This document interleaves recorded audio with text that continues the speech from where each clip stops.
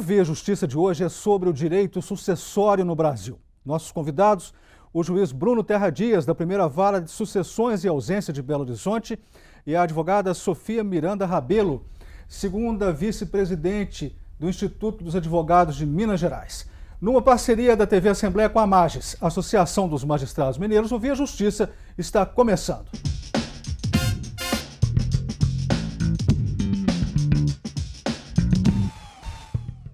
Neste programa, nós vamos falar sobre a evolução histórica do direito das sucessões, a relação com o direito de família, enfocando as diversas espécies de famílias existentes, a sucessão brasileira em face do direito estrangeiro e a importância do planejamento sucessório. Doutor Bruno, doutora Sofia, como é o direito das sucessões no Brasil? O direito das sucessões no Brasil, ele existe desde a época da colônia e nós podemos até ir ao período pré-colombiano. Nas tribos indígenas, as formas de sucessão ali existentes, porque a partir do instante em que existe família e existe alguma forma de apropriação das coisas, existe o interesse na continuidade da atividade ou da personalidade daquele que constituiu a família ou daquele que se apropriou de alguma coisa. Pois bem, no período colonial, tivemos as ordenações do Reino de Portugal. A partir do Império, da Independência, continuamos a ter no Brasil a aplicação das ordenações do Reino de Portugal em matéria de sucessões, porque precisava de ter um Código Civil regulando essa matéria, o que só veio a surgir em 1916, com vigor a partir de 1º de janeiro de 1917, o famoso Código Bevilacqua. Depois disso, tivemos a Constituição de 88 como um marco, na medida em que a matéria civil foi constitucionalizada e a Constituição determinou que se cortassem todas as discriminações, especialmente contra a filiação. Vieram leis relativas à situação da sucessão das pessoas em união estável e, por fim, o Código Civil de 2002, que entrou em vigor no dia 11 de janeiro de 2003, já atualizando essa matéria. Nós saímos de uma situação em que havia grandes restrições, especialmente a filiação tida como ilegítima, ou seja, aquela não resultante do casamento civil, para uma situação de plena sucessão em favor de todos os filhos, não dependendo da situação em que foi concebido. Doutora Sofia, quais são os princípios que regem o direito das sucessões? O que vem a ser o princípio da Sesini? O princípio de Sesini é o que o direito teoriza a transmissão imediata da sucessão após a morte. O direito sucessório, ele somente surge faticamente a partir do falecimento de uma pessoa natural. O Código Civil faz esse planejamento, essa organização, dispõe sobre a continuidade das relações jurídicas a partir do falecimento de alguém. Doutor Bruno, quais são as teorias em que se baseia o direito das sucessões no Brasil? Qual que é a teoria dominante na justiça brasileira? As sucessões partem de uma ficção, da transmissão, é a teoria da Sesini, que já foi aqui colocada, é a transmissão imediata na ocorrência da morte para todos os sucessores, sejam ou não conhecidos naquele instante, sejam ou não maiores e capazes, ou sejam incapazes, seja qual for a sua condição, né? Em outros países, e mesmo no Brasil em épocas passadas, havia restrições conforme a origem da filiação, né? Ou mesmo também da ascendência.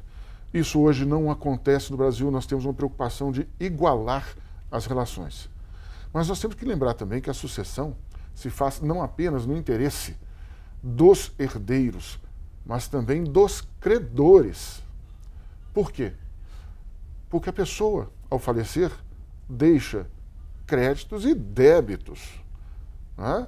E esses débitos devem ser satisfeitos com o patrimônio deixado. Pode acontecer dos débitos serem tão grandes que absorvam todo o patrimônio. E aí os herdeiros não receberão nada. Pode ser que o patrimônio seja negativo. Os herdeiros podem ficar com tudo e ainda haver saldo a cobrar. Nessa hipótese, especificamente, os herdeiros não são obrigados a pagar aquilo a que não deram sua palavra, não é? Mas é comum que um filho, por exemplo, diante da sua situação de insolvência do pai, mesmo com a absorção de toda a herança, pague o restante, que não está obrigado a fazer, para resgatar o nome do pai, por exemplo. Essas são hipóteses admitidas. Doutora Sofia, eu gostaria que a senhora falasse sobre a diferença entre o Código Civil de 16 e o Código Civil que entrou em vigor em 2003, na questão sucessória, como era um, como era outro. Quer dizer, 16 fazia diferença de filiações, não é isso? Sim. A grande diferenciação veio não com o Código Civil de 2002, mas com a Constituição de 88, como comentada. Foi a Constituição de 88 que trouxe o princípio da isonomia entre os filhos, independente da sua origem, independente de terem nascido oriundo de uma relação matrimonial. Isso foi um marco revolucionário no direito das sucessões. Quanto efetivamente aos códigos, nós temos a possibilidade de sucessão entre os companheiros, aqueles que vivem em união estável. Mas nós já tínhamos legislações, não no Código Civil, mas legislações infraconstitucionais de 94 e 96, que estabeleciam a possibilidade do companheiro ou do convivente suceder ao falecido. Me parece que, como o Dr. Bruno falou, o que rege o direito das sucessões, além da continuidade, isso no Código de 16 ou no de 2002, a possibilidade das relações jurídicas perdurarem a despeito do falecimento de uma pessoa, há o princípio da igualdade. Isso vale tanto para os filhos, quanto para no caso dos descendentes, quanto para a conjugalidade, que foi aderida atendendo a uma realidade social. E nesse aspecto da conjugalidade, houve algumas mudanças realmente muito interessantes. A Constituição reconheceu como família a união de pessoas. O Supremo Tribunal Federal deu uma conotação até mais ampla do que a dicção literal da Constituição para entender pessoas, não importando que seja um relacionamento heterossexual ou homossexual. Mas também tem uma coisa, a chamada ordem da vocação hereditária, ou seja, a ordem de recebimento da herança. No Código de 1916, tinha descendentes, ascendentes, colaterais os irmãos, e depois vinha o cônjuge. No Código de 2002, isso muda. Descendentes em concorrência com o cônjuge sobrevivente, ascendentes em concorrência com o cônjuge sobrevivente, e depois desse, o cônjuge sobrevivente, os irmãos caíram para quarto lugar. Essa foi uma alteração muito importante. Por quê?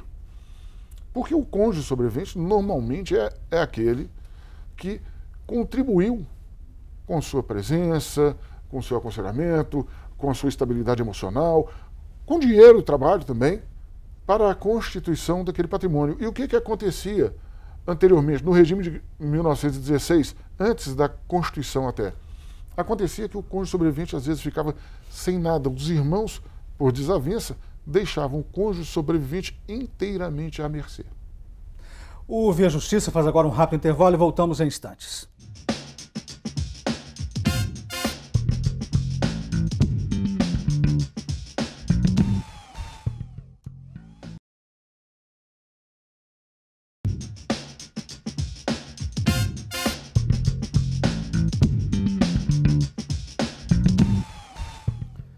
E a Justiça de hoje sobre o direito sucessório no Brasil. Participam do programa o juiz Bruno Terra Dias, da primeira vara de sucessões e ausência de Belo Horizonte, e a advogada Sofia Miranda Rabelo, segunda vice-presidente do Instituto dos Advogados de Minas Gerais. Nós vamos abrir este bloco falando sobre planejamento sucessório. Qual é a importância do planejamento sucessório nos dias de hoje, doutora Sofia?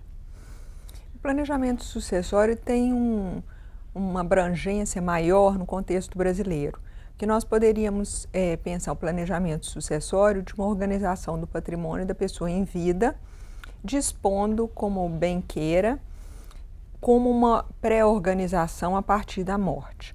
A sucessão só acontece a partir do falecimento. É importante dizer que a legislação que regula essa sucessão é a legislação em vigor ao tempo da morte.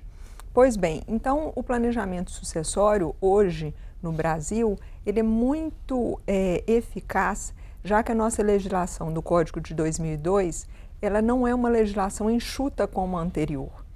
A legislação atual, ela apresenta um rol de herdeiros, existem os herdeiros legais que são sugeridos pela legislação, que são os descendentes, ascendentes, o cônjuge sobrevivente, por um julgado no Supremo Tribunal Federal também o companheiro nessa equiparação, e os parentes colaterais, que são os irmãos, os sobrinhos, tios, etc. O que a legislação considera como parentesco. No entanto, hoje nós temos essa legislação inserindo o cônjuge, dividindo, que é o que a legislação diz, concorrendo com os descendentes. Pois bem, então são chamados a suceder os descendentes, que são os filhos, os netos, bisnetos, independente da origem da filiação, concorrendo, dividindo com o cônjuge.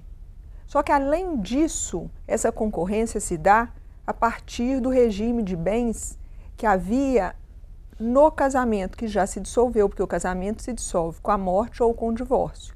Então, com a morte, obviamente, não há mais casamento. Esse cônjuge sobrevivente, esse viúvo ou essa viúva, eles irão dividir com os descendentes, os filhos ou os netos, dependendo do regime de bens que foi estipulado à época do casamento. Então é complexo, né? É extremamente complexo pela legislação. Né? E pela legislação que foi apresentada no Código de 2002. Mas é só para grandes fortunas? Não, para qualquer um de nós. O regime legal é o regime regime parcial de bens, são os bens adquiridos a título oneroso durante o casamento. É esse o princípio que nós temos, considerado como mais próximo do justo pela legislação, pela teoria, pela doutrina, pela jurisprudência. Pois bem, nesse regime de bens, onde não há pacto antinupcial, poderá haver a divisão entre os descendentes e o cônjuge sobrevivente.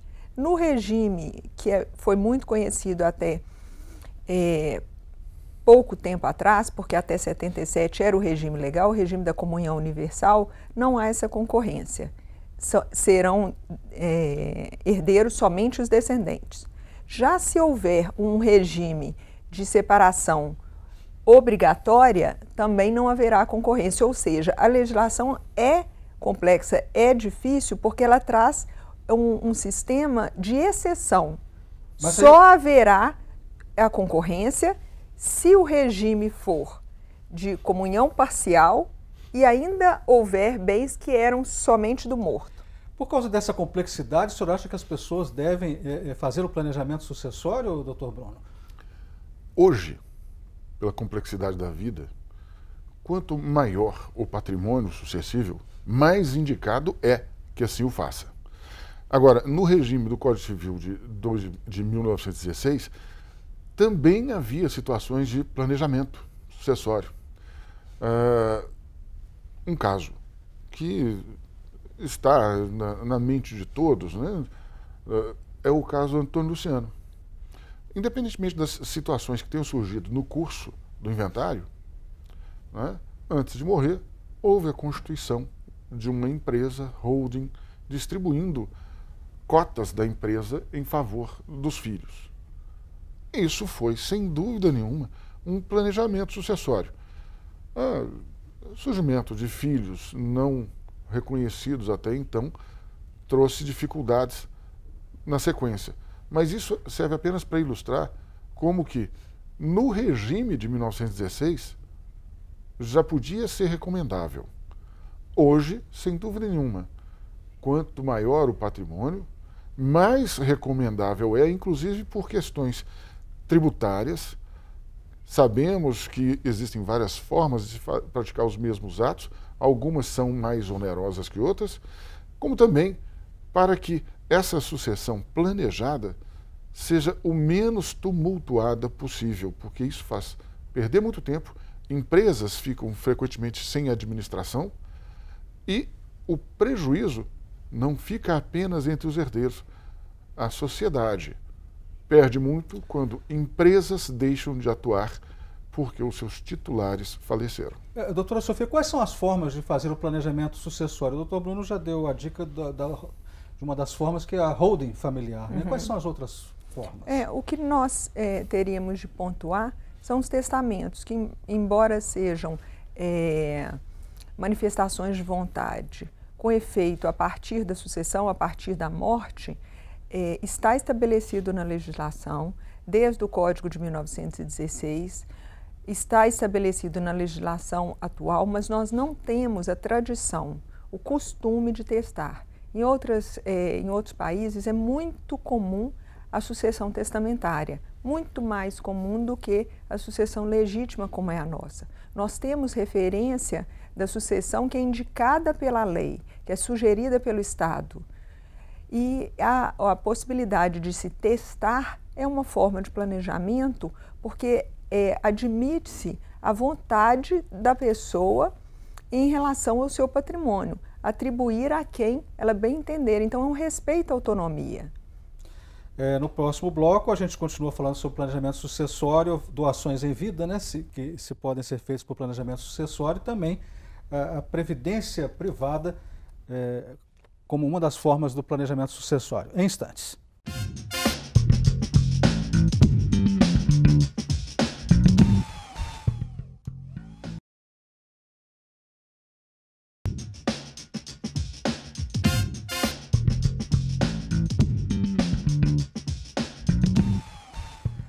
O Via Justiça de hoje, o direito das sucessões no Brasil. Participando do programa, o juiz Bruno Terra Dias, da primeira vara de sucessões e ausência de Belo Horizonte, e a advogada Sofia Miranda Rabelo, segunda vice-presidente do Instituto dos Advogados de Minas Gerais. Doutor Bruno, no final do bloco anterior, falei sobre doações em vida e previdência privada como formas de planejamento sucessório. O senhor falar sobre isso. Doações em vida são interessantes, mas também existe uma outra hipótese interessante, que é o testamento. Por quê? Porque na hora que eu faço uma doação em vida, eu já me afastei daquele patrimônio. É muito comum, né, as pessoas quererem proteger os seus descendentes, fazem uma doação em vida, mas depois surge uma situação de dificuldade qualquer, a pessoa já não tem aquele patrimônio, não pode dispor dele, né? Porque está em nome do filho, o filho é menor, é incapaz, tem que pedir autorização judicial, tem que comprovar que aquilo vai reverter em favor do filho, e às vezes não é. Ou é casado, né? Precisa do outorgo do cônjuge. Exato. Na verdade, as doações eu entendo como uma disposição da autonomia, porque a pessoa que efetuou essa doação, ela tem a sua autonomia econômica limitada.